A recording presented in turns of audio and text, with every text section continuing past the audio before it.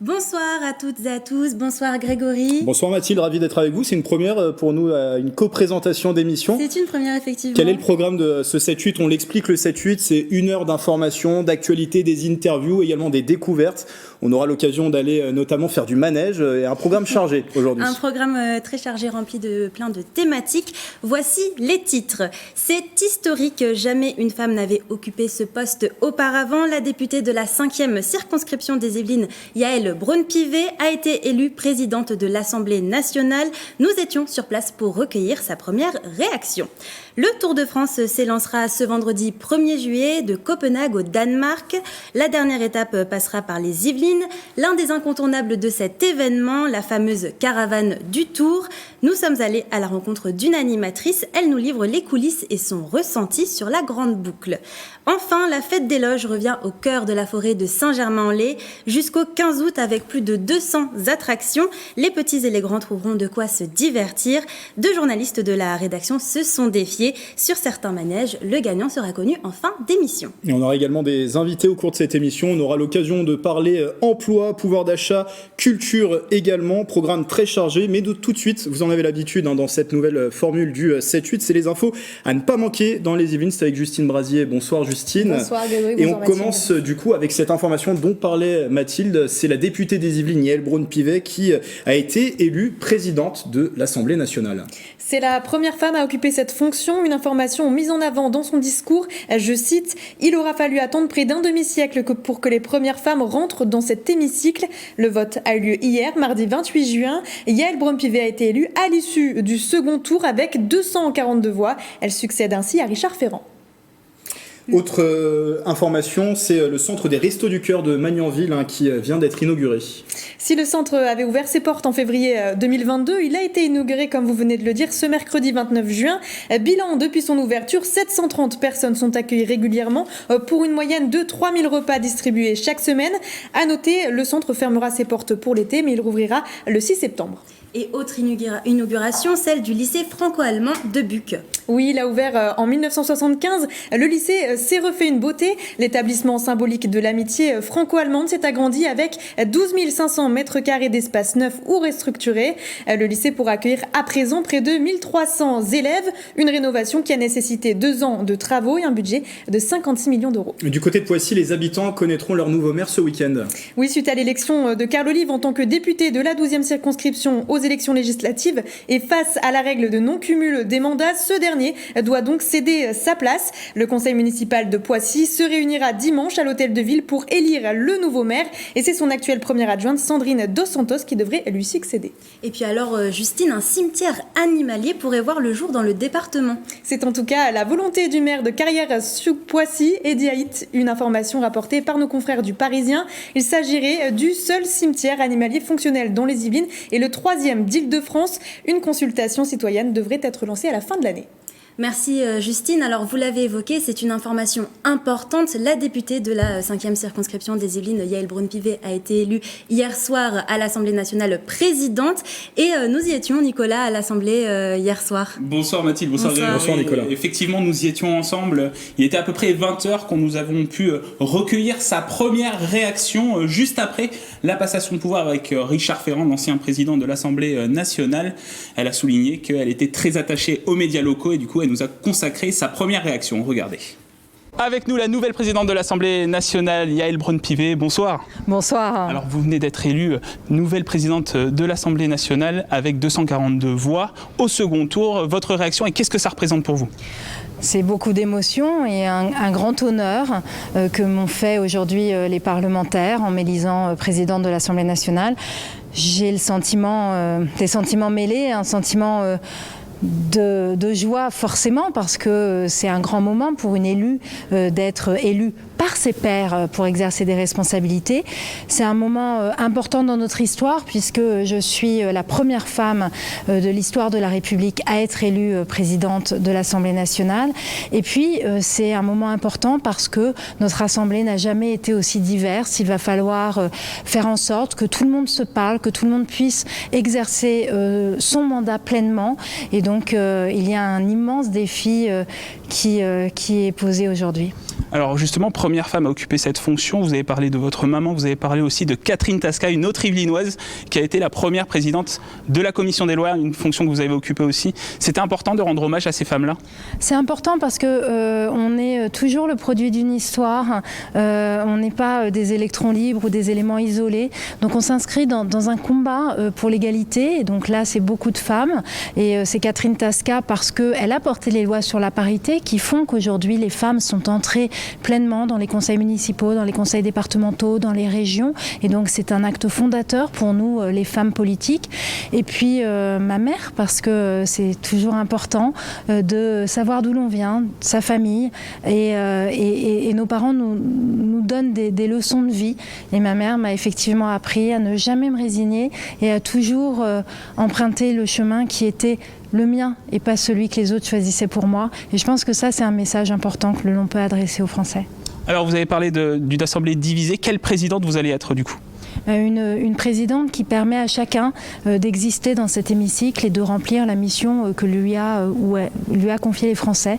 Donc une présidente qui laisse faire le débat et qui fait en sorte que le débat soit respectueux et permette d'avancer vers du compromis et des consensus, parce que c'est ce que les Français attendent de nous. J'ai l'impression que les Français sont contents de l'Assemblée nationale qu'ils ont élue. À nous de nous montrer dignes maintenant de leur vote. Deux dernières questions. D'abord, revenir sur cette cérémonie du trompinoscope. Vous avez été désigné député de l'année par ce magazine. Yves Tréhard avait dit que vous êtes pugnace. Je reviens là-dessus. Cette pugnacité, vous l'avez toujours et on l'a vu aujourd'hui en fait.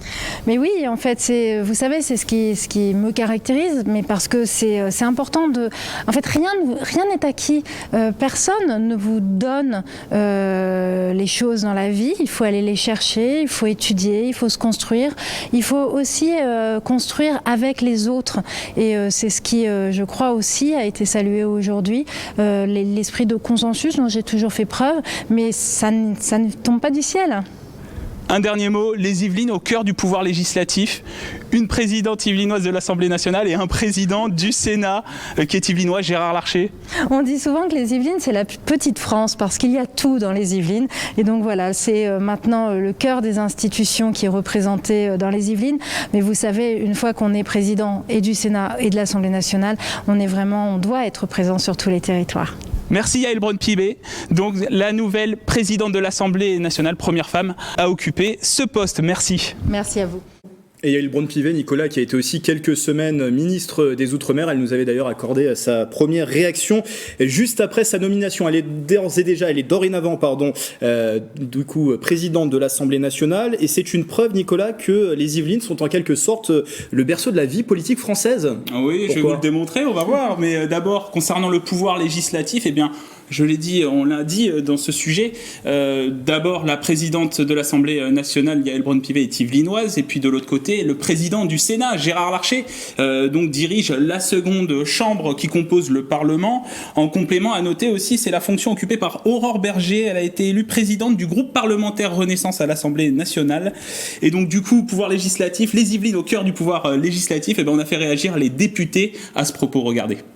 C'est vrai que pour l'instant, les Yvelines s'en sortent bien au niveau électoral au sein de nos institutions. Donc, je ne sais pas s'il y a eu des précédents, mais ce qui est sûr, c'est que voilà, là, on a aussi, je pense, su démontrer qu'on avait des élus engagés, de qualité, prêts aussi à se battre pour le fonctionnement de nos institutions. Donc, très belle nouvelle pour nous, quoi.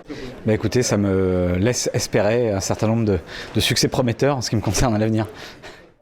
Les Yvelines à la tête du pouvoir législatif, et ben ça fait la fierté de certains Yvelinois, et c'est le cas notamment du président du conseil départemental des Yvelines, Pierre Bédier. Je cite son tweet: « Mes félicitations républicaines à Yaël Braun-Pivet pour son élection à la présidence de l'Assemblée nationale. Avec Gérard Larcher à la présidence du Sénat, deux Yvelinois dirigent les deux chambres de notre Parlement. C'est unique dans l'histoire. Quel honneur pour les Yvelines !»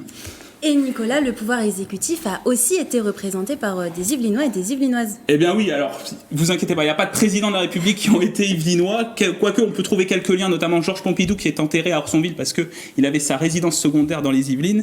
Mais c'est plutôt dans le gouvernement que ça se passe. Et c'est le cas notamment de Nadia Hay, c'est dernièrement le cas. Elle a été ministre déléguée en charge de la ville. Nous avons eu aussi Benoît Hamon, ministre de l'économie sociale et solidaire et ministre de l'éducation nationale durant le mandat de François Hollande, sous le quinquennat de Nicolas Sarkozy, Valérie Pécresse a été ministre de l'Enseignement supérieur et du Budget. Christine Boutin devient ministre du Logement en 2007. Revenons aussi en 2004 avec le gouvernement de Jean-Pierre Raffarin. Gérard Larcher a été ministre du Travail. Enfin, retour en 1988. Michel Rocard qui devient Premier ministre de François Mitterrand. Il était dans la commune de Conflans-Sainte-Honorine. Et puis un petit clin d'œil quand même à un personnage historique de la gauche française. En 1936, Léon Blum devient chef du gouvernement sous le Front populaire en fait. Et puis Léon Blum en fait à sa maison à Jouy en Josas dans les Yvelines encore une fois. Et il y a aussi Nicolas, et vous allez terminer par ça, des lieux historiques où la politique résonne encore entre les murs. Ouais, effectivement, Grégory, direction Bazoches-sur-Guyonne. Alors pourquoi Bazoches-sur-Guyonne ? C'est le lieu de la maison Jean Monnet, qui est l'un des pères fondateurs de l'Union Européenne. Voilà, Bazoches-sur-Guyonne, situé plus précisément à Montfort-la-Maurice. C'est bien, Grégory ? C'est moi qui avais parlé de la journée européenne, la journée de l'Europe. Spécialiste des politiques européennes. Donc Jean Monnet, on ne le présente plus, père fondateur de l'Union Européenne. Et c'est dans ce lieu, à la maison Jean Monnet, à Bazoches-sur-Guyonne, qu'il a développé sa vision de la communauté européenne. Et notamment la déclaration Robert Schuman a été rédigée par Jean Monnet dans cette demeure. C'est le point de départ de l'Union Européenne. Je vous propose une deuxième devinette. Allez. Est-ce que vous saviez que la constitution de la Ve République a été rédigée dans les Yvelines ? Non, mais est-ce que ce serait pas à Versailles du coup ? Non. Non. Moi, je pensais ça, le jeu de pommes, mais non, c'est pas là. Non, c'est pas ça. Direction Épône, juste à côté de Mantes-la-Jolie. Eh bien, Michel Debré et 4 ministres d'État ont travaillé sur la Constitution de juin à juillet 1958 dans le château d'Épône. Et même, je vais aller plus loin, je vais remonter jusqu'en 1791. Les prémices de la première Constitution ont été écrites à Épône. Merci Nicolas pour toutes ces informations. On en a appris. Allez, une dernière, très rapide. Très rapide, une dernière, le château de Versailles, bien évidemment. Cœur de la monarchie absolue avec le pouvoir politique voulu par Louis XIV. Et aujourd'hui encore, le château de Versailles, eh bien, il y a le Congrès qui se réunit là-bas. Le Congrès, ça réunit les 577 députés et les 348 sénateurs dans le cadre de la réforme constitutionnelle, la déclaration du président de la République ou encore pour autoriser un État à adhérer à l'Union européenne. Merci Nicolas, on en a appris beaucoup, Mathilde. Ah oui, moi j'ai appris beaucoup sur Épône, je pensais pas. Merci pour toutes ces informations et on va parler à présent emploi avec 2 invités qui nous ont rejoints en plateau. Thomas Gourland, bonsoir. Bonsoir. Vous êtes le président de l'agglomération Rambouillet Territoire, conseiller régional de l'Île-de-France et aussi président du bassin emploi formation du sud-ouest francilien. Les acteurs de ce bassin se sont réunis la semaine dernière pour faire le point et un constat est ressorti, on aura l'occasion d'en parler dans un instant, c'est qu'il y a de la tension en matière de recrutement dans le Sud-Yvelines. Et également Philippe Cormier, bonsoir. Bonsoir. Vous êtes le directeur du réseau Entreprendre, directeur, président, j'ai un doute. Directeur, j'avais la bonne fonction. On parlera avec vous aussi de la création d'entreprises. Comment se porte cette création d'entreprises dans les Yvelines ? On vous posera la question tout à l'heure. Je le disais, donc Thomas Gourland, les services de l'État, de la région Île-de-France, les entreprises, les représentants aussi des 4 intercommunalités de ce bassin emploi formation du sud-ouest francilien se sont réunis la semaine dernière. Alors, juste pour précision, le bassin emploi formation du Sud-Yvelines regroupe 4 territoires du sud-ouest francilien, la communauté d'agglomération de Rambouillet Territoire, les communautés de communes, on va pouvoir voir s'afficher peut-être l'animation, ça y est, la voici, du Pays Houdanais, de Cœur d'Yvelines et aussi la communauté de communes de la Haute-Vallée de Chevreuse. On précise qu'il existe 4 bassins de ce type dans les Yvelines, 25 au total en Île-de-France et ils ont été déployés dès 2018. Quels sont les objectifs des bassins d'emploi ? Monsieur Canal, 3 objectifs. Le premier, c'est de soutenir l'émergence ou le développement des activités économiques des territoires que vous venez de citer. Le deuxième sujet qui va nous occuper particulièrement, c'est rendre l'adéquation entre l'offre et la demande d'emploi le plus efficiente possible et le côté pragmatique de la chose est assez fondamental. Et le troisième sujet, assez classique au fond, c'est de mettre en synergie tous les acteurs économiques des territoires pour pouvoir faire en sorte que le développement se fasse le plus facilement possible. Et ce bassin du sud-ouest francilien compte 179 641 habitants, un chiffre qui date de 2018 pour environ 8 980 demandeurs d'emploi. Ça, c'est un chiffre qui date de 2021. Combien d'emplois à peu près sur le territoire et quels sont les secteurs qui emploient le plus justement sur le territoire du Sud-Yvelines ? Vous venez de citer donc près de 9 000 demandeurs d'emploi sur le territoire avec des typologies assez différentes. Maintenant, on a quelques secteurs qui sont particulièrement en tension que nous avons identifiés. Le secteur des aides-soignants et des aides au domicile, plus de 400 demandes d'emploi, offres d'emploi sont faites sur le territoire non gréé. Deuxième sujet qui est un peu surprenant, enfin en tout cas moi qui m'avait surpris, c'est qu'on a près de 200 offres d'emploi de conducteurs de transport routier, notamment sur la Haute-Vallée de Chevreuse qui sont en souffrance et dont on a difficulté à agréer. Et puis ensuite d'autres spécificités territoriales dont j'aurai peut-être l'occasion de vous préciser les choses. Et comment on peut expliquer justement ces difficultés de recrutement ? Est-ce que la crise sanitaire est une première explication ? Est-ce qu'elle a changé la donne peut-être ? Oui, vous faites très bien vous faites bien de le mentionner parce que bon, c'est des métiers qui sont déjà pas forcément très évidents à exercer, puis avec des contraintes horaires assez fortes, avec des contraintes aussi sanitaires et autres. Mais nous le constatons, on l'a partagé avec les présidents des EPCI et les entreprises. Le Covid a accéléré une mutation du rapport au travail de manière générale, et on constate que maintenant les facteurs qui permettraient à un employé de candidater finalement ne sont plus les mêmes qu'avant, et le rapport entre le travail et la vie personnelle, la vie à domicile, le loisir, devient une variable qu'il faut maintenant considérer d'une nouvelle façon. Et l'attractivité de l'entreprise doit s'adapter à cette nouvelle donne. Philippe Cormier, est-ce que cette difficulté des entreprises à recruter, vous l'observez aussi à l'échelle de tout le département ? Oui, c'est un fait, en fait, c'est qui a été accéléré, je dirais, depuis la période du Covid, mais beaucoup de métiers étaient déjà en fait en tension au niveau du recrutement. On le voit en fait dans différents secteurs d'activité, et en fait c'était le sujet ou le fil conducteur de notre événement la semaine dernière, à savoir comment recruter et fidéliser en fait nos talents d'aujourd'hui et de demain. Il y a eu un grand changement depuis 2 ans et demi en fait.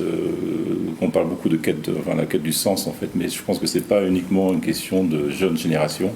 On constate aussi que c'est vrai en fait au niveau, je dirais, des cadres supérieurs de 40 ans, 45 ans. Donc c'est vraiment un sujet majeur, et je dirais que surtout si on parle de TPE, start-up, TPE, PME, c'est un vrai sujet de fond. On accompagne aussi un petit peu, je dirais, les entreprises et les entrepreneurs ou les dirigeants d'entreprise en fait sur le sujet de la marque employeur. C'est souvent un mot utilisé en fait dans les grandes entreprises, mais finalement c'est un sujet de fond en fait pour les petites structures. Et ça, c'est un vrai sujet, parce que tant que l'entrepreneur ne va pas travailler en fait sur sa stratégie, il ne va pas pouvoir attirer en fait les talents. Voilà. Donc c'est un sujet qu'il faut peut-être retravailler au niveau de la marque RSE. On en parle beaucoup. Quel est le projet entreprise en fait? Si on veut attirer en fait des personnes, mais si c'est pas encore, je dirais, des talents, il faut pouvoir avoir une belle image à raconter. Donc c'est une question d'attractivité en fait au niveau des entreprises. Et on va parler création d'entreprise avec vous dans un instant. Thomas Gourland, je le disais, il y a une rencontre entre les différents acteurs de ce bassin emploi formation, avec aussi des solutions qui ont été imaginées, des axes qui ont été identifiés pour contrer justement cette tension en matière de recrutement. Quels sont-ils les axes imaginés? Alors les axes imaginés, c'est avec une approche très pragmatique. J'ai tendance à utiliser ce mot régulièrement, d'inductivité ou d'induction, c'est-à-dire on part du terrain, on part de la base, on part des besoins des territoires, et après on construit tous ensemble la solution. Nous avons choisi d'expérimenter cette mise en réseau de l'ensemble des acteurs, c'est-à-dire l'État, la région, l'éducation nationale, les présidents de PCI, mais aussi tous les acteurs du milieu de l'entreprise, pour traiter des cas pratiques. Donc nous allons travailler sur les semaines qui viennent sur les métiers du web au sens général, puisque sur le territoire que je préside, 3 entreprises sont en grande demande, et on va pouvoir, sur cet exemple pratique, mettre ensemble ces acteurs, et avec un objectif de créer une offre de formation en septembre 2023. Donc l'objectif est ambitieux, mais on est tous en rang pour y arriver ensemble. Il y a aussi la vocation de créer un guichet unique, ça c'est déjà en place. C'est ça. Alors le guichet unique, c'est un des volets du bassin d'emploi, c'est soutenir l'émergence ou le développement économique. Quel est le diagnostic que j'ai pu faire depuis que je suis à la région depuis 1 an maintenant? C'est que de nombreux dispositifs d'aide aux entreprises, par les régions, par l'État, par les EPCI, voire l'Europe, sont disponibles, mais les entreprises n'y ont pas accès, tout simplement parce que la technique juridico-administrativo-financière est tellement complexe qu'elles ne le font pas. Eh bien, Rambouillet Territoire se positionne maintenant pour les aider, c'est-à-dire que nous faisons l'interface. Nous allons voir les entreprises, nous prenons acte de leur volonté de développement et on se charge de tout.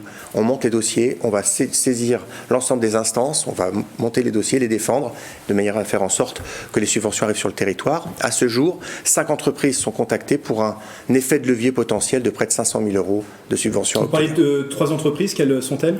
Alors, pour raison de confidentialité, je ne peux pas vous les citer pour l'instant, mais 5 entreprises du territoire pour 500 000 € de subventions. Et on précise aussi que la région Île-de-France a débloqué sur ce sujet de la tension en matière de recrutement, une enveloppe d'1 milliard d'euros. On parle aussi avec Philippe Cormier de la création d'entreprises, Mathilde. On parlera exactement de la création d'entreprises. Quels sont les secteurs où la création foisonne? Alors, comme vous pouvez le comprendre, en fait, beaucoup d'entreprises dans les métiers numériques, en fait, développement d'applications numériques, digitales. Donc là, il y a vraiment beaucoup de demandes. Malheureusement, en fait, les projets ne sont pas toujours suffisamment, je dirais, matures. Je dirais souvent les porteurs de projets ne se rendent pas compte que le numérique en fait peut coûter très cher en termes d'investissement. Ça paraît accessible, je dirais, d'entrée de jeu, mais finalement, en fait, pour développer une activité, une vraie entreprise, en fait, ça demande énormément de fonds, d'investissement. Donc ça, c'est un petit peu le danger. Vous allez donner vos conseils dans un instant. J'ai une question directe. Est-ce que la création d'entreprise se porte bien ou justement est-ce que la crise sanitaire, il y a aussi, on sait, un contexte d'inflation qui a été créé aussi par cette guerre en Ukraine. Et est-ce qu'elle se porte bien, la création d'entreprise ou justement il y a des limites en ce moment? Non. Ce qu'on a vu, en fait, en tous les cas, si je parle de pour Réseau Entreprend en Yvelines, en fait, en 2021, on a eu 25% de contacts ou de demandes entrantes supplémentaires par rapport à 2020. Sachant que 2020, malgré en fait la crise Covid, en fait n'a pas baissé en termes de création d'entreprise. Donc nous, on a vécu 25% et on est sur le même flux en fait en 2022. Donc il y a certainement justement en fait des gens qui ont réfléchi un petit peu pendant le Covid, se poser plein de questions en fait sur qu'est-ce que je veux faire de ma vie, la quête du sens, on y revient, et se lance en fait, je dirais, dans la création d'entreprise, sachant que le gouvernement, les États et les régions, la région Île-de-France en fait donnent beaucoup de moyens pour aider en fait les porteurs de projets à créer leur propre entreprise. Et alors pour bénéficier de ce réseau Entreprendre, comment est-ce qu'on fait? Quelles sont les démarches à suivre? Alors nous, on a notre leitmotiv en fait, c'est d'accompagner des entreprises, des jeunes entreprises en fait, qui ont vraiment une ambition à se développer et in fine créer de l'emploi en fait sur le territoire. Vous en accompagnez combien dans l'année? Dans l'année, on est sur des promotions d'une vingtaine d'entreprises. Donc on a des critères d'éligibilité, dont un critère d'éligibilité qui est important, savoir que l'entreprise doit créer idéalement 4 à 5 emplois à 3 ans, 5 à 8 emplois à 5 ans. Donc ça veut dire qu'il y a quand même une sélection, je dirais, assez forte. Mais quand on regarde les statistiques, en fait, on s'aperçoit que les entreprises qu'on accompagne en création, à 5-6 ans d'existence, créent 8 à 9 emplois. Donc en fait, on est vraiment dans nos objectifs. Et je ne parle pas en fait de l'accompagnement de la reprise d'entreprise. Une dernière question, vous parliez des quelques conseils. Le premier conseil à donner pour les porteurs de projets qui nous regardent, c'est d'abord de penser, bien réfléchir, bien construire ce projet. C'est facile à dire, mais c'est peut-être aussi par là qu'il faut passer. Il pourrait y avoir en fait une multitude de conseils. Je dirais que le premier, pour moi, qui est vraiment important, c'est avant de se lancer, d'aller voir en fait ses futurs clients et s'assurer en fait qu'il y a vraiment un besoin. Donc, et que je dirais, le projet, la solution ou je dirais, le produit qu'on souhaite apporter correspond à des attentes. Et on peut créer en fait le marché. Donc ça c'est le premier conseil, parce qu'on s'aperçoit que en fait avec l'historique on voit que une des raisons majeures en fait des difficultés ou des échecs en fait dans la création, c'est un manque d'appétence et de compétences commerciales. On est souvent en train de focaliser sur son produit, sa solution, on ne se rend pas compte qu'à un moment donné il va falloir quand même le commercialiser, il va falloir quand même le vendre. Le deuxième conseil, c'est de se faire accompagner. Voilà, par Réseau Entreprend en Yvelines ou par d'autres organismes, parce que la vie d'un créateur d'entreprise est extrêmement difficile. Voilà. Il ne faut pas être tout seul dans cette démarche. Donc soit on se fait accompagner et en complément aussi, j'irais peut-être de recherche d'associés pour avoir, une complémentarité au niveau des compétences et de l'expérience. Ça, c'est vraiment très très important. Le site internet du réseau Entreprendre Yvelines qui va s'afficher en bas de l'écran pour vous contacter, avoir toutes les informations. Merci à vous Philippe Cormier, directeur de ce réseau, et merci à vous Thomas Gourland, je rappelle conseiller régional d'Île-de-France, également président de l'agglomération Rambouillet Territoire. On continue cette émission, Mathilde. On va parler de pouvoir d'achat et Patrick Jacques de Dixpund nous rejoint en plateau. Bonsoir. Bonsoir. Bonsoir monsieur. Bonsoir Patrick. Vous allez nous donner des astuces pour réduire notre facture énergétique. Essayez, parce que c'est la crise, hein. Nicolas. Ah bah oui, c'est la crise. Bonjour Nicolas, Justine. Bonjour Patrick. Grégory, Mathilde, monsieur, bonjour. Donc alors j'ai prévu en fait le côté un peu parfois onéreux. Mais bon, pour isoler la meilleure des solutions en fait pour isoler sa maison et pour faire des vraies économies, c'est d'isoler sa maison et d'avoir un mode de chauffage vraiment très intéressant, Justine. Donc pour ça, vous avez encore des aides de l'État qui existent. Il faut se renseigner sur les sites appropriés pour trouver ces aides. Parce que c'est un poste qui va être cher. Mais en plus, c'est des aides qui sont cumulables. Il y a ma prime rénov', c'est la première aide. Je sais parce que j'ai été dans les dossiers très récemment, mais on peut cumuler les aides. D'accord. Mais effectivement, je crois que c'était pour vos fenêtres, vous, c'est ça ? Absolument. Voilà. Donc il faut savoir quand même que isoler par exemple ses combles ou sa maison de l'extérieur, ça permet de faire des économies jusqu'à 25% d'économie de déperdition de chaleur et donc faire une économie d'environ 250 € par an. Et alors il y a la pompe à chaleur qui, elle, est très intéressante, assez coûteuse effectivement, mais elle va remplacer la pompe la chaudière traditionnelle, pardon, et va vous réduire de 50 à 70% les dépenses énergétiques liées au chauffage et vous permet d'économiser 700 € par an. Donc la pompe à chaleur évite de pomper dans le porte-monnaie, quoi. On peut dire ça comme ça, Nicolas. C'est une façon de voir les choses. Et du coup, Patrick, quelle serait l'astuce la moins coûteuse à mettre en place? Alors, il y a des petites choses à faire dans la maison. Par exemple, si on va dans le salon, l'utilisation d'une multiprise à interrupteur vous permettra d'éteindre en une seule fois toutes les alimentations, les box, les télés, les hi-fi, les consoles, les barres de son et j'en passe. On peut en trouver jusqu'à 15 à 50 dans une maison, des appareils qui restent en veille selon l'ADEME, et ça peut coûter jusqu'à 30 à 80 € par an, juste pour le petit LED allumé dans la maison. C'est juste un geste en plus. Voilà, et il suffit avec une multiprise, on éteint tout ça. Et alors le but aussi, ce serait de supprimer toutes les ampoules halogènes. Je sais qu'il y en a encore dans les foyers pour le moment, et de tout passer au LED parce que c'est 85% d'économie, jusqu'à 150 € d'économie par an. Donc ça c'est dans le salon, mais aussi dans la cuisine, on peut avoir aussi quelques gestes voilà, qui peut-être seraient un détail pour vous, mais qui pourraient aussi dire beaucoup. C'est une chanson. C'est ça. Alors du coup je ne vais pas la chanter, mais bon effectivement il faudrait privilégier dans l'idéal l'électroménager de classe A. Vous savez, c'est ces petites barres énergétiques qui vont de A à G. Donc le A, c'est le plus économe. Pour tous les appareils, si c'est possible, ça a un coût, mais bon, ça fait des économies. Alors mettre un couvercle sur ces casseroles, c'est 30% d'économie, Nicolas. C'est plus rapide et on fait des économies. Voilà. Alors, concernant le frigo et le congélateur, il y a deux choses à savoir. C'est que idéalement, il faut, pour décongeler, mettre les aliments au frigo, parce que comme ça, le frigo, il reste. Il garde sa fraîcheur. Voilà. Bon, ça demande un peu d'anticipation, c'est très étonnant de votre part, Justine. Non, parce que d'accord, ça clash sur le plateau. Oui, ça clash un tout petit peu. Enfin, voilà. C'est pas méchant, vous savez que je vous aime bien.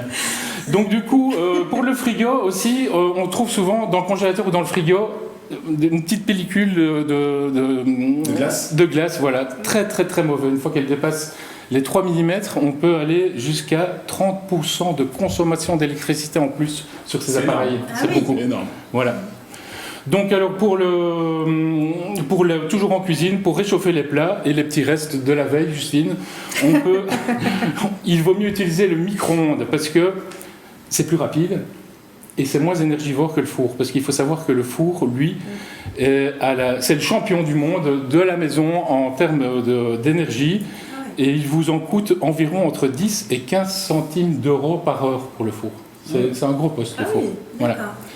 Alors pensez à éteindre le four et les plaques électriques un tout petit peu avant la fin de la cuisson, si c'est possible, parce qu'il n'y a pas de petites économies. Hein. Ça, si je le fais. Une petite astuce ingénieuse pour terminer, Patrick, et gratuite peut-être. Et qui sont gratuites. Ouais. Alors le chauffe-eau sur une température, on le met sur une température de 50 à 60 degrés. C'est pas la peine d'aller plus haut. C'est 20% d'économie. Couper le chauffage quand on s'absente pendant une semaine, ou le chauffe-eau aussi évidemment. Il faut savoir que le chauffe-eau, est sur la deuxième marche du podium des plus gros consommateurs de la maison. Bon, toujours à la maison, fermez et ouvrez les volets et les rideaux vous permettra de garder ou d'évacuer la chaleur en fonction de la saison. Même si on a du double vitrage à la maison, le fait d'ouvrir, de jongler avec les volets, je ne sais pas si quand il y a trop de soleil, vous fermez les volets. Il faut fermer les volets. Voilà. Étude écologique. Voilà. Alors pour le robinet, les robinets d'eau froide, quand on se lave les mains, il faut savoir que c'est pas la peine d'aller. Le temps qu'on se lave les mains, c'est très très rapide, on est bien d'accord. Souvent on met de l'eau chaude, mais l'eau chaude n'est pas arrivée et on a déjà fini de se laver les mains. Donc prenons le réflexe de nous laver les mains à l'eau froide. Voilà. Et alors.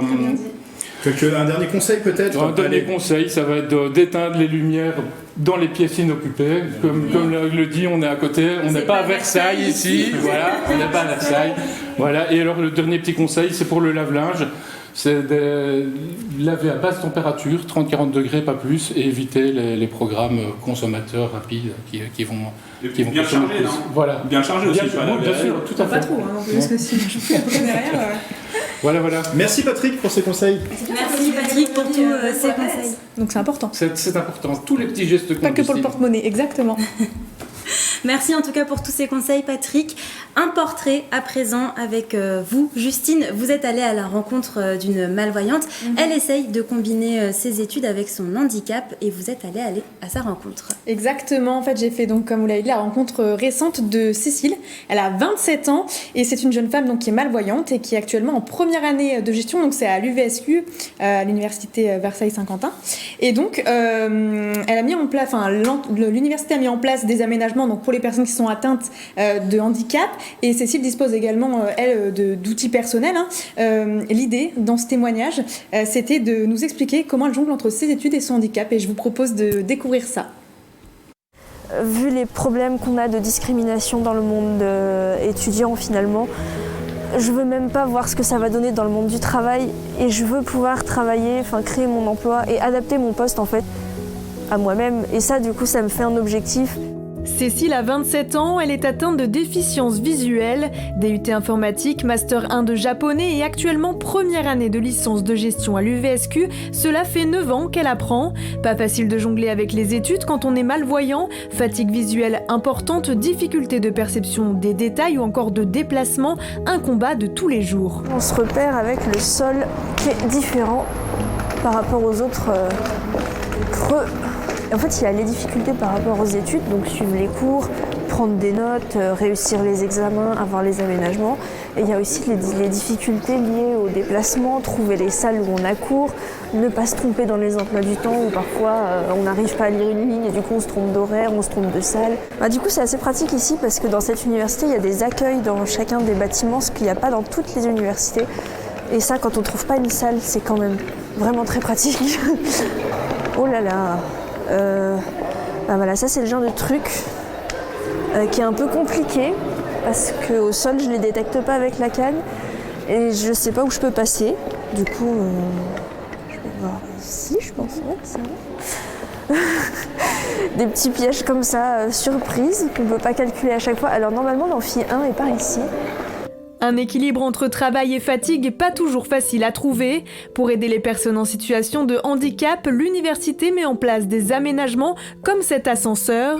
Cécile dispose également d'outils personnels, une canne pour les déplacements, une loupe électronique ou encore cet iPad qui lui permet d'accéder à une synthèse vocale et d'écrire en contraste inversé.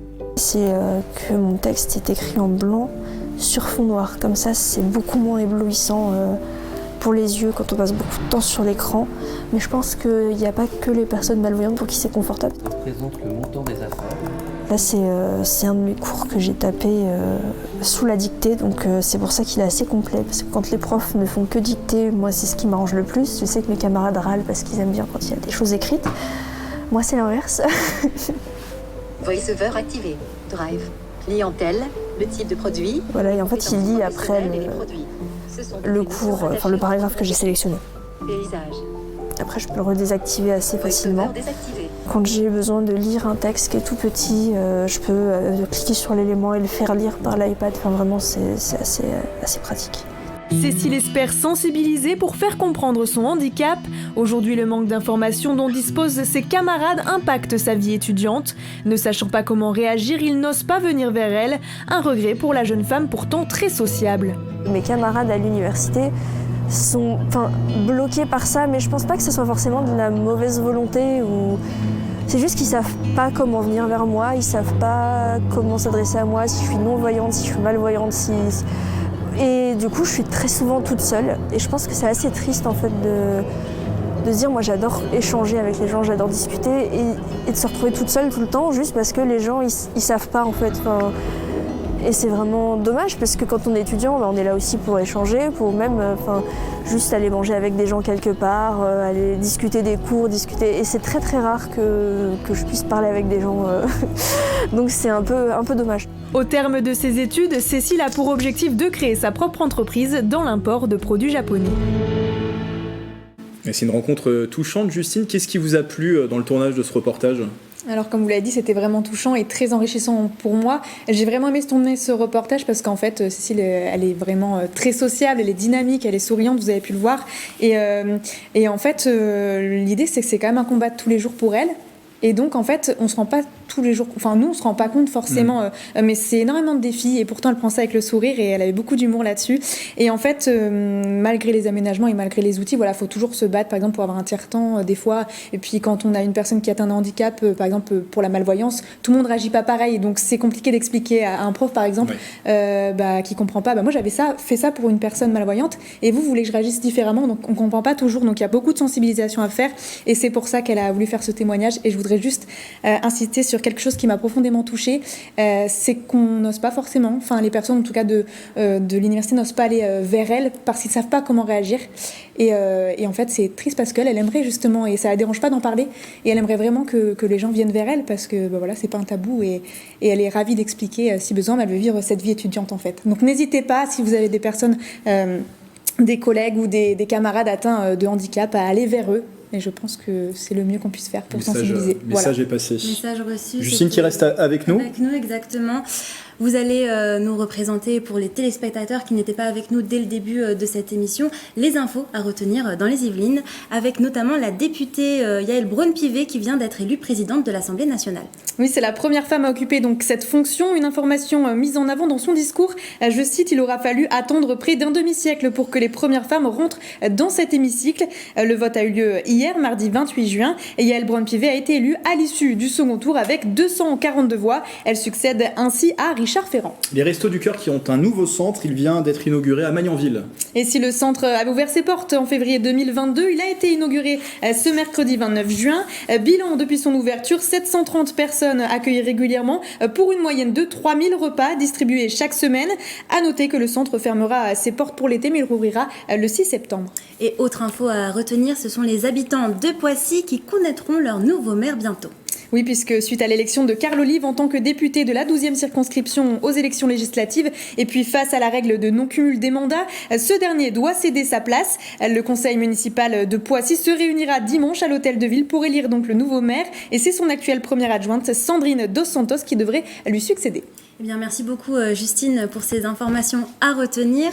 Nous avons été rejoints en plateau par Julie Durouchou. Bonsoir. Bonsoir. Vous êtes habitante de Noisy-le-Roi. Bonsoir. Et vous êtes avec Régis Duval. Vous êtes le vice-président de l'association. Alors c'est AC2BN, c'est bien ça? C'est AC2NB. AC2NB. DNB. Bonjour à tous vos auditeurs. Mais AC2NB est une association de vigilance sur la qualité de l'environnement de vie. Donc, ce n'est pas une association qui fait du militantisme ou quoi que ce soit, c'est un cadre dans lequel les gens qui ont un souci de qualité de vie dans l'environnement viennent se regrouper pour essayer de faire avancer les choses. Et alors en ce moment, votre combat, c'est ce nouveau tram-train T13. Il est encore en phase de test, mais il sera lancé le 6 juillet. Il reliera notamment Saint-Cyr-l'École à Saint-Germain-en-Laye et il passera donc par les communes de Noisy-le-Roi et Bailly. Et alors tous les deux, même avec les autres habitants des communes, vous avez fait un constat, il fait trop de bruit, notamment vous, Julie. En fait, le tram-train passe à 20 mètres de chez vous, très concrètement, en fait, au bout de votre jardin. Tout à fait. Donc du coup, je voulais savoir comment c'était, si vous aviez passé un bon week-end. Oui, moi j'ai passé un bon week-end. Aussi, également. Également, j'ai passé un excellent week-end. Et vous savez pourquoi? Parce qu'en fait, le tram n'a pas circulé ce week-end. Donc on était tranquille. Donc c'est aujourd'hui ce qu'ont constaté les habitants et riverains de cette ligne qui a été vendue donc aux habitants comme un tramway. Donc le tramway, on sait tout ce que c'est, ding ding. Il y a des nuisances sonores qui sont engendrées. Caractéristiques en fait d'un train. Donc effectivement, on a bien parlé d'un tram-train. Donc effectivement, en étudiant le cahier des charges et de toute façon dans la mémoire de tous, il est logique qu'un tramway circule en ville et qu'un train circule en campagne. Donc il faut savoir qu'aujourd'hui, nous, nos habitats, on habite les villes de Noisy-Bailly, c'est un peu l'état d'esprit village, on habite entre la forêt et la plaine de Versailles, c'est un environnement extrêmement calme. où on enregistre un niveau de décibels, environ, on vit entre 30 et 40 décibels. Et donc tout d'un coup, ce qu'on nous propose, c'est toutes les 10 minutes, donc dans les deux sens, donc toutes les 5 minutes plutôt, c'est de faire passer un train à 100 km/h avec des pics jusqu'à 80 décibels. Donc des études ont montré, alors Régis c'est plus fort, des études montrent qu'en augmentant très peu les décibels, 5 à 10 décibels, tout de suite c'est le double, ça nous paraît le double. Là on parle de 40 à 80 décibels. Donc vous imaginez un petit peu le désarroi des habitants, les fréquences. Alors évidemment, tous ont rappelé qu'on est ravis, merci pour la SNCF, on parle de tram-train parce que c'est un moyen de transport qui emprunte du réseau urbain comme un tramway, mais aussi du réseau ferré. C'est pour ça qu'on parle de tram-train. Voilà, alors c'est pour ça qu'il est aussi bruyant, parce qu'il emprunte le réseau ferré et que le matériel est adapté au réseau ferré. Donc il siffle, et j'entends siffler le train, on continue, mais voilà. Pour le coup, tout le monde l'entend siffler dès 5h30 du matin sur les premiers passages jusqu'à minuit 30 le soir, ce qui fait une plage assez courte de sommeil. Ça réveille tous les habitants dans leur sommeil, depuis les hauts de Noisy où j'habite jusqu'en bas de Bailly, jusqu'aux dernières résidences avant de retraverser l'autoroute. Donc voilà ce qui provoque aujourd'hui la colère des riverains, et c'est surtout en fait le sentiment d'avoir été floué.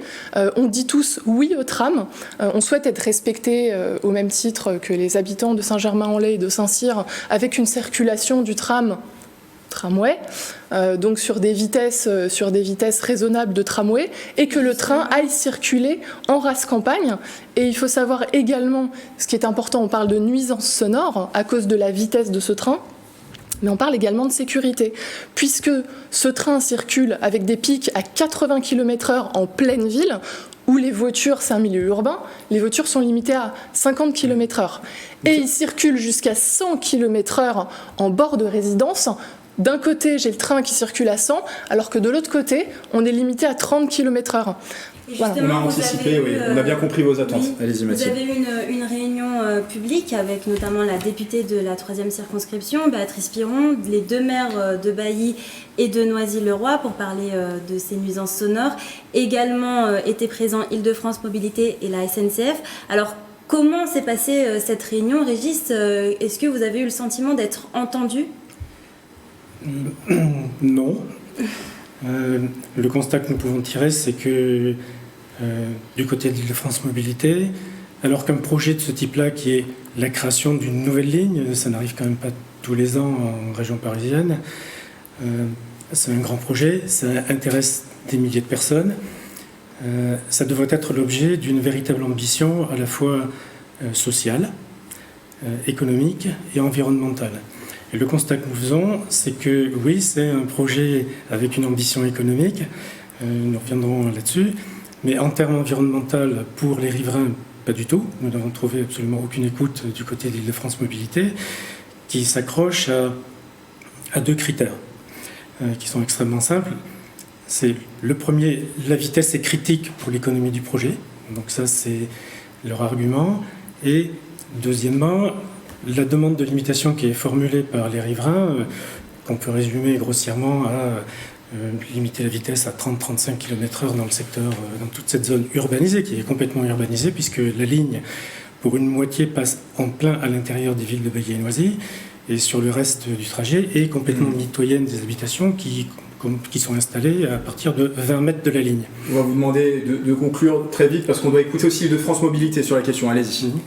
Donc, il n'y a pas cette ambition-là. Les 80 décibels qui ont été évoqués, il faut comprendre que c'est le niveau de bruit du périphérique. Ce qui est demandé, ça permet de ramener ce niveau de bruit à quelque chose de tolérable. Ce que produit un train, c'est un passage qui va être de 20 à 25 à 30 secondes en fonction de la vitesse. Et vous avez le bruit d'un aspirateur en pleine puissance pendant 30 secondes, toutes les 5 minutes. C'est comme ça qu'il faut comprendre les chiffres qui ont été avancés. Donc, alors, vous avez parlé des décibels. On a également contacté Île-de-France Mobilité, comme le disait Grégory. Et justement, elle nous faisait part qu'ils allaient réaliser une nouvelle étude sonore. Je vous propose d'écouter Grégoire Delastéry, vice-président d'Île-de-France Mobilité. Je vais vous donner quelques références, parce que quand on parle de décibels, on se rend pas forcément compte de ce que ça veut dire. Quelqu'un qui tond son gazon, c'est 90 décibels. Une voiture qui passe à quelques mètres de vous dans la rue, c'est 70 décibels. Une conversation comme celle qu'on est en train d'avoir, vous et moi, maintenant, c'est 60 décibels. Et dans un appartement normal, calme, en général, on est à 45 décibels. L'objectif qu'on s'est fixé sur le tram-train 13 sont des objectifs très ambitieux parce qu'en journée, on a demandé de ne pas dépasser les 63 décibels, c'est-à-dire moins fort qu'une voiture qui roule dans la rue, et la nuit d'être inférieur à 58 décibels, donc c'est-à-dire être inférieur à une conversation normale de personnes. Donc vous voyez, c'est quand même des choses qui sont assez exigeantes. Donc c'est ça qu'on va vérifier. Je ne peux pas vous donner encore la résultat parce que là l'étude est en cours. Et à propos de la vitesse, pour Grégoire de Lasteyrie, il serait compliqué de la réduire pour des raisons financières et d'attractivité de la ligne. On l'écoute à nouveau. Si on décide de limiter la vitesse du T13 à 30 km/h, déjà, il faut démontrer qu'à 30 km/h, il fait moins de bruit qu'à 70 ou à 100, parce que finalement, le passage est plus long aussi, et donc la nuisance sonore, elle dure plus dans la durée. Et on peut avoir certains types de crissements qui sont tout aussi forts à 30 qu'à 70 ou qu'à 100 km/h. Ça rajouterait plus de 5 minutes et demie de temps de trajet sur le T13, c'est 17% en plus de temps de trajet quand on va d'un point d'un terminus à l'autre de la ligne, donc on rendrait la ligne moins attractive, et surtout on serait pas du coup en capacité de continuer à faire un train toutes les 10 minutes en heure de pointe, sans devoir acheter du nouveau matériel roulant, parce que évidemment ça demandera d'avoir plus de tram-train mobilisés pour pouvoir faire la même distance, et pour vous donner une idée, une rame supplémentaire c'est plus de 6 millions d'euros. Nous avons donc entendu Grégoire de Lasteyrie, vice-président d'Île-de-France Mobilité. Alors le temps nous est compté, malheureusement, Régis et Julie. Est-ce que les arguments que Grégoire de Lasteyrie a avancés, est-ce que ce sont des arguments que vous entendez ou pas ? Pas du tout. Et d'ailleurs, nous contestons la totalité des chiffres qui ont été avancés par Île-de-France Mobilité. Premier point sur les 63 dB qui ont été avancés par Grégoire de Lasteyrie. C'est une valeur moyenne sur la totalité des heures de circulation, 6h, 22h. C'est-à-dire que vous faites une moyenne entre des périodes de bruit et des périodes où il n'y a rien du tout. Alors que la réalité du bruit, quand il parlait de voiture, c'est une voiture qui passe, pas quand une voiture n'est pas là. Donc il compare un chou et une carotte pour parler de niveau de bruit, expliquer que 63 dB, c'est très bien. Deuxièmement, il dit que ça a un impact économique très important, parce qu'en fait, ça a un impact sur le temps de circulation globale de la ligne. Les chiffres qui ont été montrés le 21 juin en réunion publique par Île-de-France Mobilité sont complètement fantaisistes. Ils ont parlé de 8 minutes 19 secondes pour le temps de transfert de référence, le temps de circulation sur les 3 km 200 que fait la zone urbanisée de Béguier-Noisy. Bon, je vous passe les détails, mais ça fait à peu près 6 minutes 30 de circulation, ce qui veut dire que le train qu'ils ont mesuré, parce qu'ils prétendent que ce sont des mesures, en fait, roule à un maximum de 25 km/h de moyenne, alors qu'en réalité, il grimpe à 70-80 km/h. Donc ça serait bien que M. de Lasteyrie, avant de reprendre les éléments de communication technique qui lui sont donnés par ses services, les examine un petit peu par lui-même pour se rendre compte qu'ils sont en plus complètement incohérents. Très rapidement, il n'y a pas d'impact. Le mot de la fin vous revient. Quelles sont vos attentes aujourd'hui, en quelques mots? Écoutez, les habitants ont été assez clairs. Nous, on a assisté à toute cette réunion. On nous a un petit peu endormis à base de mesures qui vont être prises peut-être en septembre, etc. Pour nous, en fait, il est clairement intolérable que ce tram commence à rouler à la vitesse où il a été prévu. Donc, en fait, effectivement, sur toute une zone d'agglomération et une zone urbaine, on demande à ce que les limitations de vitesse réglementaires soient appliquées. Voilà. Et là-dessus, on sera intraitable, c'est sûr. Donc on préférerait venir faire la fête avec tout le monde le 6 juillet à l'inauguration. Mais si c'est pas le cas, on viendra peut-être gâcher la fête. Ce qui est dommage d'ailleurs, parce que tout le monde est très content de voir l'arrivée de ce tram, mais le manque à gagner de la vitesse, c'est 5 minutes. Je ne sais pas si vous êtes tous nés, vous avez grandi en Yvelines, mais ici, en fait, on n'a pas été habitué à être à 5 minutes près dans les transports en commun. Bien, merci Julie et Régis, ce sera le mot de la fin. On suivra ce dossier de très près. Merci d'avoir été avec nous. Et on rappelle l'arrivée du tram T13 mise en service le 6 juillet entre Saint-Cyr-l'École et Saint-Germain. Alors si vous nous rejoignez et vous avez manqué les 48 premières minutes de cette émission, on a parlé de politique, d'emploi, de pouvoir d'achat. Ne soyez pas inquiets, vous pourrez retrouver le replay de cette émission bien sûr sur notre site internet. On va entamer maintenant une page sport. On va revenir aussi sur les 40 ans du centre Alfred de Vigny à Voisins-le-Bretonneux et on parlera également dans un instant de la fête des loges. On aura l'occasion de monter en manège, enfin Les journalistes de la rédaction sont montés dans les manèges de la fête des loges. C'est un beau programme que nous avons. Alors on va débuter cette fin d'émission. On arrive petit à petit à la fin d'émission avec le Tour de France. Bichente Maria Santisteban est allée à la rencontre de Capucine Loriot. Elle est comédienne mais travaille également dans l'événementiel sportif depuis 3 ans sur les routes du Tour de France. Elle occupe pour la première fois cette année le poste d'animatrice speakerine sur la première caravane Tourtel Twist de l'histoire du Tour. Regardez cette découverte de ce métier. Mine de rien, c'est 3 semaines. Pendant 6 heures non-stop, je vais parler aux spectateurs, donc il ne faut pas perdre la voix. C'est des réveils en général vers 6h, 7h du matin maximum. Là, c'est incroyable. Il y a toutes les caravanes publicitaires, donc c'est génial. C'est le moment un peu où on rencontre du monde. On prépare bien sûr nos véhicules, donc ça, c'est quand même le plus important. Moi, en tant qu'animatrice, du coup, voilà, je vais bien installer mon micro, faire des essais sons, volume, etc. Bien être accroché à un harnais quand même, parce qu'il faut savoir qu'on est sur le tour. Voilà, c'est des routes quand même de montagne, etc. Donc on est quand même libre, donc il faut être bien accroché. Nous, on est en avant, en amont des coureurs et on fait du coup tout le parcours. Moi, mon rôle, ça va être justement de parler de Tourtel Twist, dire aux spectateurs que les caravanes arrivent, qu'on va distribuer. J'ai un micro toute la journée, je vais m'adresser aux spectateurs, donc il y a toujours une petite pression par rapport à ça. Après, voilà, moi, du coup, je vais représenter Tourtel Twist. J'ai rencontré justement les directeurs et qui sont vraiment très sympas, donc l'ambiance générale fait que ça détend forcément aussi. C'est incroyable. Les gens, ils sont super contents d'être là. Moi, dès que je rencontre des personnes, même dans la vie de tous les jours, je leur dis que je fais le Tour de France, ils sont super contents. Et ils me disent tous, ah mais nous, on a hâte, on a découvert le parcours, on sera sur telle route. Le Tourmalet, l'étape du Tourmalet, franchement, c'est plein la vue. À chaque fois qu'on y va, du coup, j'ai fait 2 ans on y allait, c'est très commun comme parcours. C'est magnifique. Franchement, du départ à la montée du col, c'est incroyable, c'est plein la vue, vraiment. Je conseille à tout le monde d'y aller d'ailleurs. Alors, plusieurs personnes qui nous ont rejoints en plateau et notamment celui qui a réalisé cette interview, Bichente Maria Santisteban. Bonsoir Bichente. Bonsoir. Grand amateur de sport et de cyclisme, on l'a dit, le Tour de France qui démarre vendredi, il passera par les Yvelines, pas de départ, pas de dernière étape au départ des Yvelines, ça partira cette dernière étape depuis Paris, la Défense Arena, passage par la plaine de Versailles, à quelques jours du Tour. Est-ce que vous avez déjà votre favori ?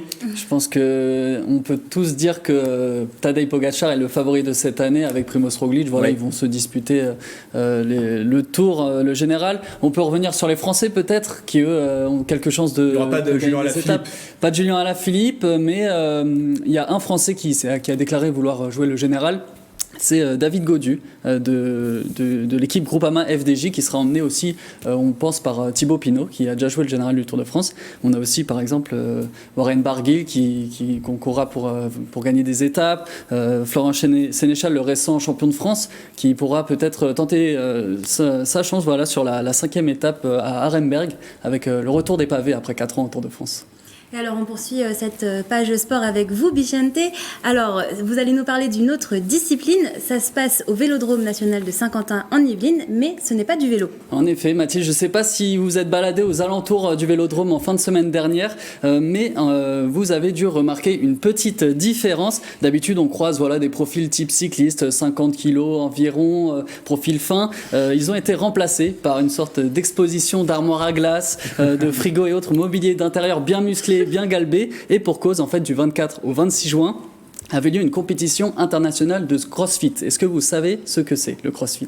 Plus ou moins, j'ai déjà vu. C'est de la muscu hardcore, quoi. C'est ça, exactement. Hardcore, c'est le mot officiellement. Ce sont des mouvements fonctionnels constamment variés et exécutés à haute intensité. En réalité, de l'extérieur, Mathilde, vous avez raison, ça ressemble plus à une torture infligée à soi-même gratuitement. Regardez ce petit extrait.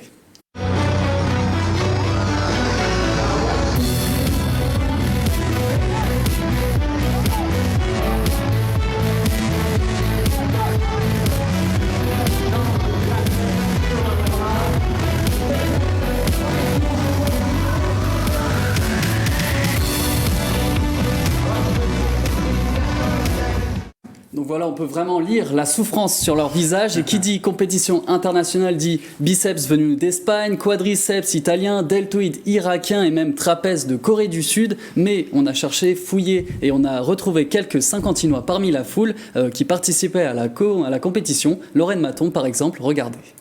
C'est plutôt bien organisé et que ce soit au niveau staff ou au niveau judging, c'est vraiment carré. Du coup, il n'y a pas trop de retard et quand on a des créneaux, on passe à l'heure du créneau.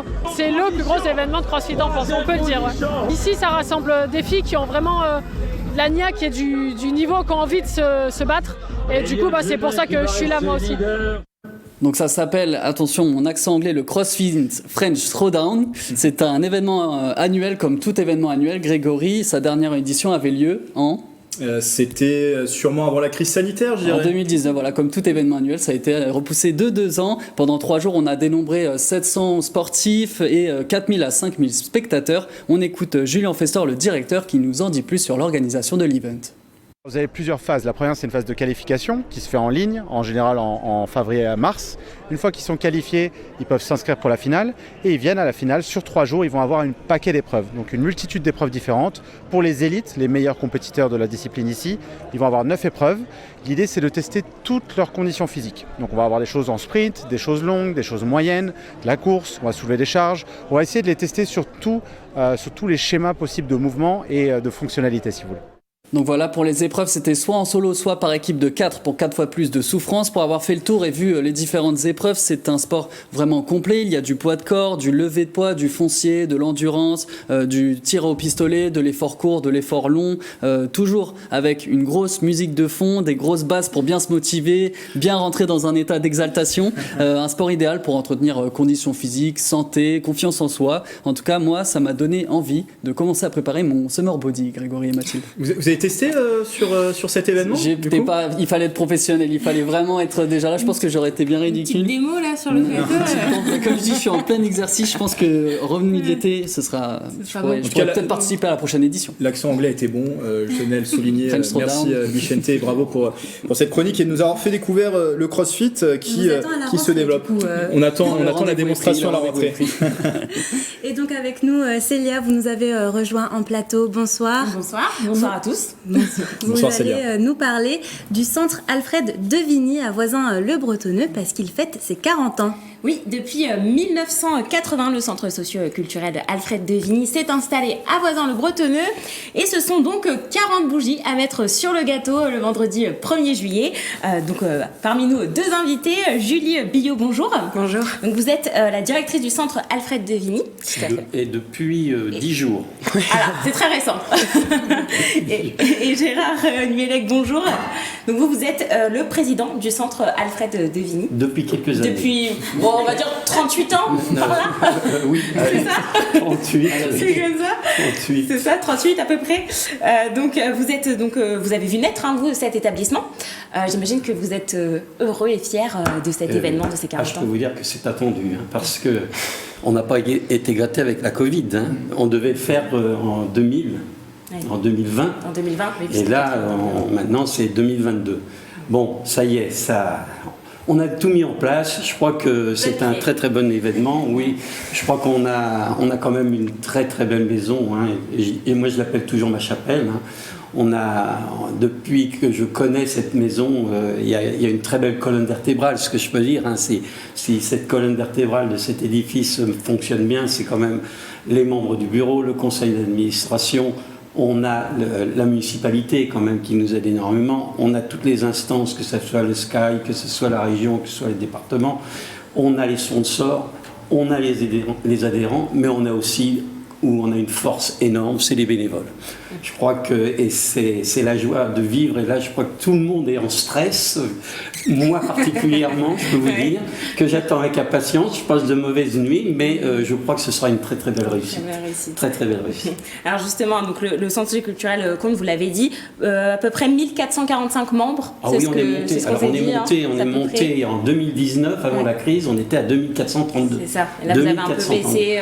On a perdu un tiers. Et je pense, quand j'ai fait les sondages dans toute la situation d'Île-de-France, on retrouve exactement la perte de ces gens. Les gens se posent des questions, sont toujours... Regardez ce qui se passe actuellement. Hein. On a encore... Je voulais qu'on fasse une rentrée septembre complète, comme 2019. Maintenant, on va attendre l'avenir. Vous proposez en tout cas diverses activités culturelles, linguistiques ou encore artistiques. Et donc ce vendredi 1er juillet, vous organisez donc des festivités, des grandes festivités. Est-ce que Julie Villeux, vous pouvez un peu nous présenter Alors, il y a un programme assez chargé. Alors déjà, il faut savoir que c'est gratuit et que c'est ouvert à tout le monde. C'est pas réservé à nos adhérents. Donc, au cours de la soirée, nous bloquons toute une rue, la rue qui est devant le centre Alfred de Vigny, pour les festivités. Donc, il y aura des spectacles, il y aura des concerts, il y aura énormément d'animations de 16h30 à 20h pour les enfants, gratuites, gérées par des animateurs qu'on a engagés aussi dans le cadre de l'événement.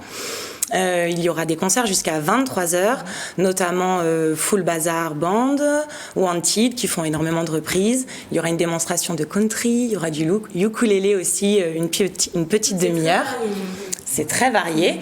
On a essayé d'impliquer aussi les habitants et les voisins et les adhérents du centre dans l'organisation de cet événement, comme on le fait à chaque fois. Donc il y a énormément de bénévoles qui se sont impliqués, notamment pour les moments festifs comme l'apéro, comme le dessert. Il va y avoir beaucoup de choses qui seront et pas mal de surprises aussi pour rendre honneur aussi à tous ces gens qui se sont investis depuis 40 ans dans le centre. Et il y aura de quoi se nourrir puisqu'il y a 3 food trucks différents. Un qui propose des crêpes, un des hamburgers et un cuisine du monde. Comme ça, tout le monde pourra rester jusqu'à la fin de la soirée et pouvoir manger. Voilà. Et ceux qui habitent un petit peu plus loin de voisins, je crois qu'il y a un petit train. Alors le petit train n'est pas une navette. Le petit train sera un petit train pour tous les habitants, attractif, qui fera un tour justement pour montrer aussi les différentes institutions de la commune. Comme ça permet aussi aux différentes personnes qui viendraient pas forcément de voisins bretonneux de découvrir aussi la commune sous un autre aspect, un peu plus attractif. Un programme très riche du coup pour fêter ces 40 ans du centre Alfred de Vigny. Félicitations pour toutes ces animations. Surtout, je voulais dire un petit mot. Je crois qu'il faut remercier quand même la municipalité, tous les services, que ce soit logistique, etc., qui nous aident énormément. Et je pense qu'ils vont être sur le terrain dès vendredi matin pour installer tout. Tout le personnel municipal vont être à l'œuvre et je pense qu'il faut remercier Madame le maire pour nous mettre à notre disposition ce service. Et alors on peut rappeler la date, c'est le 1er juillet. Vendredi qui arrive, de 16h30 à 23h. Merci à vous deux d'avoir été avec nous. Alors je profite de cette fenêtre culturelle pour vous parler de cette sortie Voco édition numéro 5. J'ai pas l'exemplaire avec moi, mais on va pouvoir me l'apporter s'il vous plaît Nicolas qui était en coulisses derrière. Merci beaucoup Nicolas qui m'apporte l'exemplaire de Voco. Donc c'est un magazine pour précision qui sort une fois par an, qui est indépendant et gratuit. Son credo c'est de mettre en avant l'effervescence et la créativité culturelle du territoire de Seine-Aval. Alors on retrouve dans cette édition, dans ce magazine, des actualités, notamment autour cette année 2022 de la réouverture de la maison Zola et du musée des Dreyfus à Médan, mais aussi des rencontres. Par exemple, une rencontre que il y a sur cette édition, une rencontre qui est proposée de Isabelle Outrebon. Voilà, je vous montre mieux cette une qui tient un tiers-lieu écologique. C'est à Ardricourt, ce tiers-lieu écologique s'appelle la Fabrique Nature. Alors Voco est distribué dans 300 points de diffusion dans le nord des Yvelines, entre Sartrouville et Mantes-la-Jolie. On retrouve ces éditions du magazine Voco dans les mairies, les offices de tourisme ou également les lieux culturels. Et on écoute tout de suite le fondateur du magazine.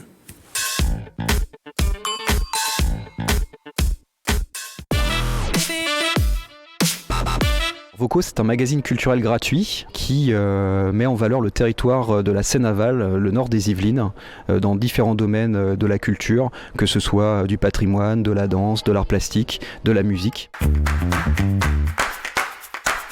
Le magazine est né il y a 5 ans maintenant, on est au 5e numéro, par un groupe d'amis en fait, des passionnés de patrimoine, de culture. On s'est rendu compte que sur le territoire finalement on n'avait pas beaucoup de supports de qualité pour valoriser les lieux culturels, donc on s'est dit qu'on allait le faire. par exemple de la rouverture du musée Émile Zola à Médan, une rubrique aussi sur un artiste, donc un portfolio, Aurélie Richard. On a une rubrique musique, une rubrique gastronomie, une rubrique aussi sur la graineterie à Houille, un lieu d'expression artistique. Donc on retrouve voilà, les mêmes rubriques d'un numéro à l'autre. Le domaine royal de Marly, à la fois le parc et le musée en lui-même également qui est à découvrir. Alors on l'attendait avec impatience, on en a parlé en début d'émission, Mathilde. On va terminer sur les manèges. Vous aimez les manèges ? Alors j'aime beaucoup les manèges, sauf ceux où il y a un peu de vertige. J'avoue, c'est pas trop ma tasse de thé, mais ça tombe bien puisque à la fête des loges, on va en parler, il y a des manèges pour tous les goûts. Et donc la fête des loges revient à Saint-Germain-en-Laye jusqu'au 15 août. Célia, vous y avez passé l'après-midi d'ailleurs avec Vicente et Michael Elmidoro. Vous vous êtes lancé un défi avec Michael. Alors on va voir qui est le plus courageux. C'est un sujet de Célia Ngatsongo, Michael Elmidoro et Vicente Maria Santisteban.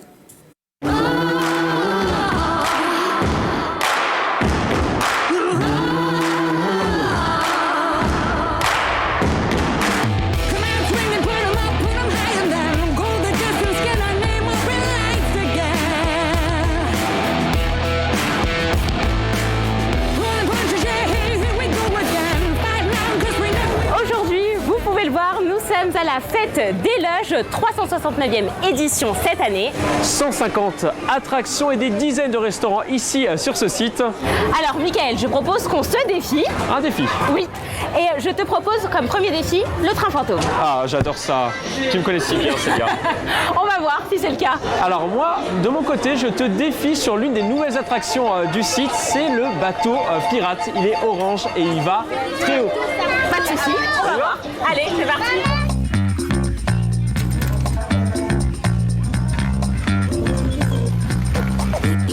Et ça y est, le train fantôme.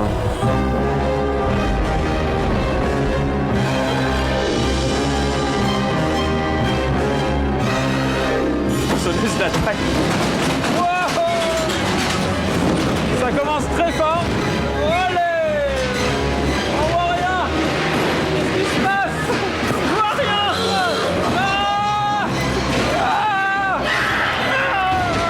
Ah, ça va. Wow.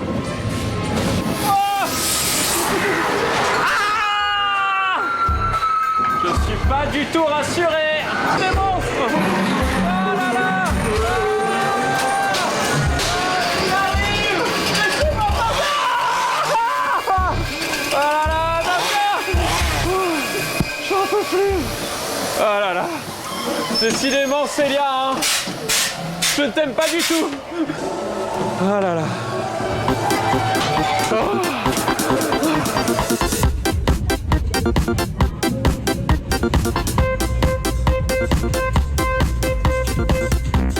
Bravo pour le train fantôme. Et Mickaël, quand c'est complet, je vais aller faire le bateau pirate. Allez.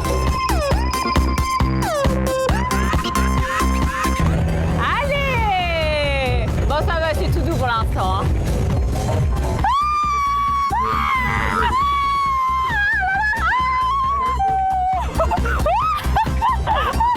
Alors, j'aime pas du tout cette sensation de honte là. Ah, ça commence à se réduire tout doucement. Oh, ça va mieux comme ça. Hein. En fait, je préfère le niveau 1 ou le niveau 2. Bon, bah, c'est terminé. Tu vois, Mickaël, c'était simple finalement. Bravo, Mickaël. Bravo, Célia. Un partout.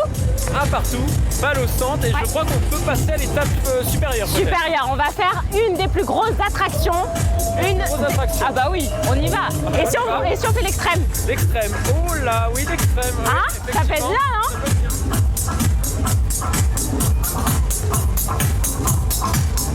Bah Mickaël, t'es où?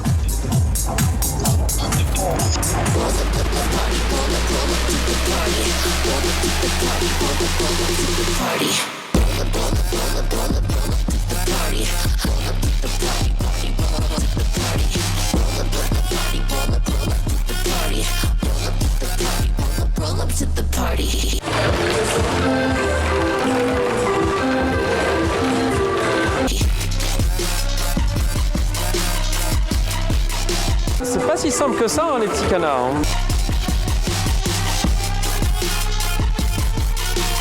Oh, raté encore. Et voilà.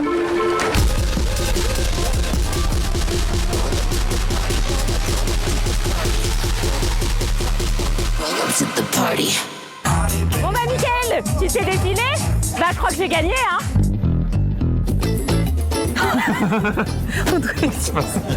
Célia, enfin une activité qui va nous rassembler ici à Saint-Germain-en-Laye. Oui, on va bien se régaler ici à Milo. On est dans un des restaurants incontournables de la Fête des Loges. Et alors au menu, beaucoup de choses, beaucoup de bonnes choses. Beaucoup de bonnes choses, il y a notamment du jarret avec des frites, ça a l'air très appétissant. Toi Célia, tu vas manger un petit mix de plusieurs viandes, c'est ça, que tu vas faire chauffer sur cette pierre. Et notre caméraman, le gourmand, qui est juste derrière la caméra, va manger le porcelet. C'est vraiment l'incontournable ici. Exactement. À la Fête des Loges. Si on est à la Fête des Loges, il faut manger ces repas, hein, ces menus. Hein. Exactement. Et c'est à découvrir ici à la Fête des Loges à Saint-Germain-en-Laye jusqu'au 15 août. Bravo, Célia. Ouais, bravo. Merci. On peut dire que vous avez gagné haut la main ce défi face à Mickaël. Alors, vous aviez déjà gagné un défi face à Justine, je me souviens, en escalade, là, face à Mickaël. La championne des défis, Célia. Oui, c'est quoi votre secret? C'est ce que dit Vicente, invaincu. Bah, mon secret, j'ai pas de secret, hein, c'est le talent. Voilà, c'est comme ça.